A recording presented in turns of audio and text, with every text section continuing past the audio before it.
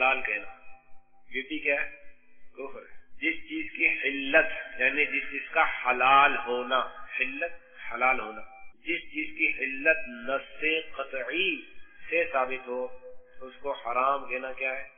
کفر ہے۔ یعنی ایسی نص اس میں وارد ہوئی ہے جس میں کسی بھی قسم کا شک و شبہ ہے ہی نہیں، وہ کہتا ہے نہیں حرام ہے، حالانکہ ایسی نص وارد ہوئی ہے کہ وہ بالکل واضح ہے اور اس میں کسی قسم کا شک و شبہ نہیں ہے۔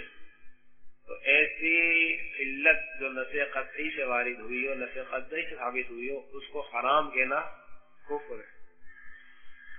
اور جس کی حرمت یقینی ہو اسے حلال بتانا، یہ بھی کیا ہے؟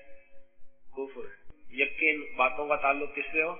ضروریات دین سے ہو۔ پہلا اصول یہی ہے کہ ضروریات دین کا انکار کیا ہوگا؟ کفر ہوگا۔ یا منکر یعنی جو انکار کر رہا ہے وہ اس کے حکم قطعی سے آگاہ ہو۔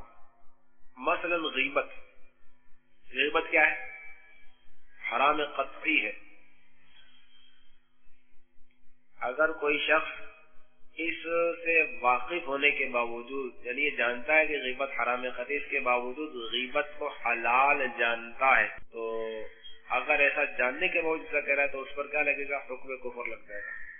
وہ جانتا ہی نہیں ہے، غیبت کی تعریف ہی نہیں پتا اس کو، تو پھر یہ معذور کہلائے گا، گناہ گار ہوگا، لیکن اس پر حکم کفر نہیں لگے گا۔ اسی طرح شراب، شراب کیا ہے؟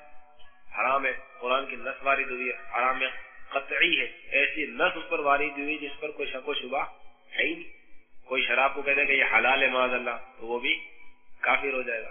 اسی طرح جوا، نص قطعی وارد ہوئی ہے، اس پر ایسی نص وارد ہوئی جس میں کوئی شک و شبہ نہیں ہے، اس کی حرمت، جوے کی حرمت یقینی ہے، تو وہ اس کو حلال کہہ دے تو ایسا شخص بھی کافر ہو جائے گا۔ اسی طرح سود ہے، اس کی حرمت بھی نص قطعی سے ثابت ہے، یعنی ایسی نص وارد ہوئی ہے کہ جس میں کسی قسم کا کوئی شک و شبہ نہیں ہے، کوئی پہلو نہیں نکلتے کہ یہ پہلو بھی نکل ہے، یہ پہلو بھی نکل، تو بچت ہو جائے گا، ایسا نہیں ہے۔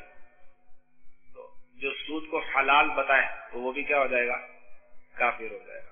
صلو علی الحبیب۔ مجھے اور ساری دنیا کے لوگوں کی اصلاح کی کوشش کریں، انشاءاللہ۔